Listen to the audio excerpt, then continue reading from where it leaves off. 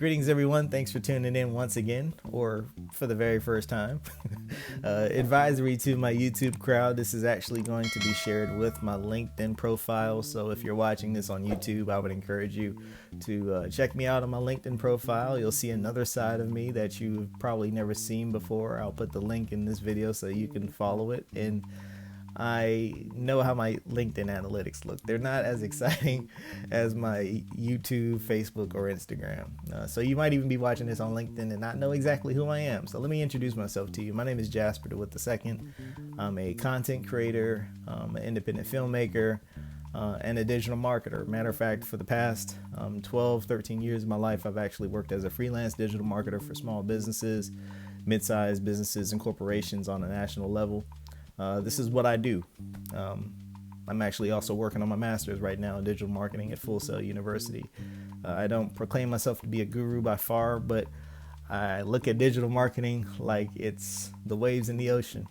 A good digital marketer actually knows how to ride the waves that digital marketing brings, because as fast as they come, sometimes are as fast as they go. So I like to consider myself as a skilled surfer. That's like the mode I like to place myself in.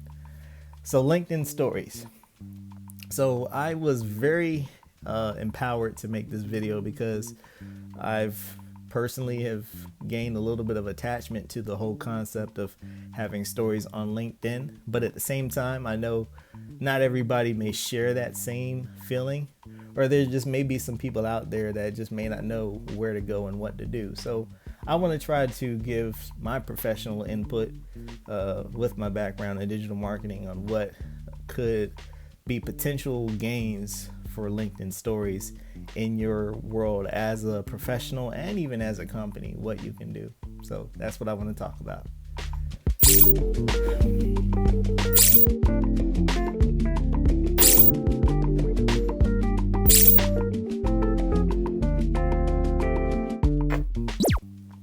All right, so before I can probably give you guys a clear, defined direction on what you can use your stories for, I think it would be great to go back to home of where stories began and what was the culture of stories. And I would go back to the days of Snapchat when the stories was new on the scene. If you're in that age range of 20, if you're like 25, if you're in that age range of 25 to 36, you probably remember the early culture of stories, because it was aimed towards giving you and your friends the ability to communicate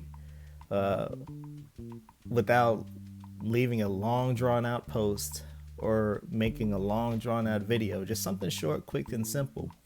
Just send a message and share it, and it could be shared, and other people could send a message back, and that could be shared. That's where the heart of stories came from. So think about that. Remember that one part right there. It was initially framed to share a message in a short time period that practically anybody could share and have access to in the network of people you were connected with, and outside of it when it was shared with that. So on LinkedIn, with that same foundation, if you're thinking about using LinkedIn stories, or if you're wondering what you can do with LinkedIn stories, think about the audience first of all that you want to tell a story to. If you're a young college student, for example, LinkedIn would be the platform you would use to connect with professionals, possibly for that prospective job that you're looking to land after you graduate from college. Doesn't always mean that that job will be landed directly after college, but there's no secret that LinkedIn right now actually is the premier tool for professional networking on the internet. So if you're watching this video and you're not using your opportunities to just meet new people and network with people on the cold lead level, and what I mean by that is literally connecting with other professionals in your industry and peers like that, then you're missing out on a big opportunity. And LinkedIn is that platform that enables people in the same space to do that, share their skills, articulate their skills, and show their space in a very unique way. I'm a living example of that, doing that right now. So if you're a young college student thinking about, using LinkedIn stories, think about the people that are going to see those stories. You're trying to appeal to potential HR managers, potential hiring managers, and senior execs. So to target what they would want to see, look at some of the job listings that they put for their companies. And you may not be in the graduating space now, but if you are graduating, look at the roles and responsibilities of those positions and what it takes to accomplish those roles. Start practicing those roles, and then start making short videos and stories showing how you're improving and practicing and then demonstrating your abilities to achieve success in the roles that you're aiming to gain. And also think about other things that you do as well as a college student with your groups. Now, sometimes, and I'm a living witness to this, a lot of the groups that I was very active in college. A lot of the groups that I was a part of has nothing to do with what I'm doing now at the core, but there still was some foundational principles. There still was leadership that was involved. There was still planning that was involved. There was still strong communication skills that was involved. There was still writing and everything else. So if you can create a series of stories sometimes that shows those things, then that positions yourself to the people, and that's what's valuable to them. So with that same message to that young college student, if you're the professional that's been in the industry 4+ years, or even if you're a CEO, CFO, or any other person with a C in front of your name, or VP, whatever, think about that model of the college student, thinking about what was valuable to the audience. You have to do the same thing. Think about the message that's valuable to your audience. Obviously, the value changes, but going up to the CFOs and CEOs and VPs and everybody else, I'm going to speak to you specifically because I see a great opportunity with LinkedIn stories for some of the senior level execs. You can actually position LinkedIn stories as a way to sometimes communicate to the people that report to you of what you're doing that they may not even be aware about. And I could speak especially from the standpoint of working as a freelancer for some corporations. Sometimes the very things that you do every single day isn't verbally or even visually painted to the people that are following and reporting to you. So stories sometimes could be that answer. Matter of fact, you have 15 seconds in each story. You could start off a story by talking about the goal for the day.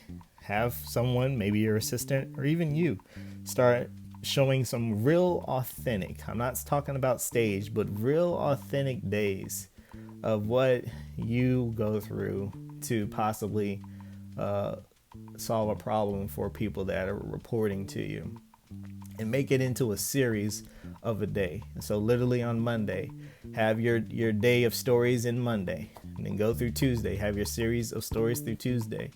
Literally share that and show that, and also use the stories to highlight those people that are making the key advances that represents the culture of the company that you're leading. Because stories, like I said, was initially made to share a message with people that were closely connected.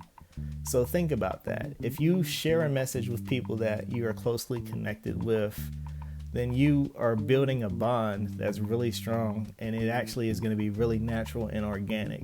Social media is just another form of word of mouth, another form of personal connection. It's statistically proven. Matter of fact, every platform that has had something that has gone viral usually went viral because it just naturally articulated something that was personal. If you don't believe me, Google the first video that was uploaded to YouTube.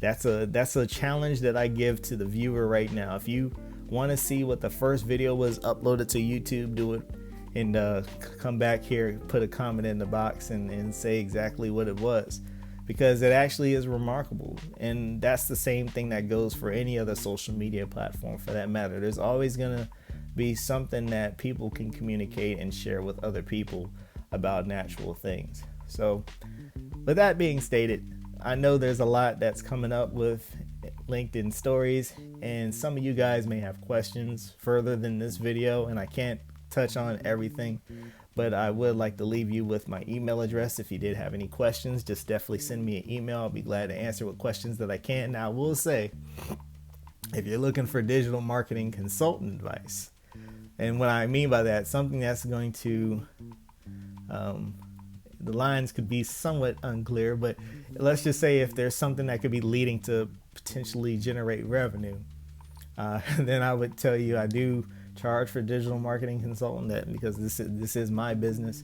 But if you're just looking for some simple advice on LinkedIn stories, I don't mind sharing it. I don't mind talking with you guys. So definitely just send me an email. Let me know what you would like to hear, what you would like to talk about. If you're watching this on YouTube, I thank you for watching this video. I hope you liked it. Please hit the like button. If you haven't subscribed and hit the notification bell. If you're watching this from LinkedIn, I would encourage you to go over to my YouTube page and do the same as well, because every single week on my YouTube and LinkedIn, I'm always uploading videos. Now on my LinkedIn page, I always upload digital marketing videos for all size businesses to benefit the growth and culture of those businesses. So hopefully you guys can stay connected and follow the journey that I share on these videos. So that's all I got for you guys. Until next time, stay tuned for greatness.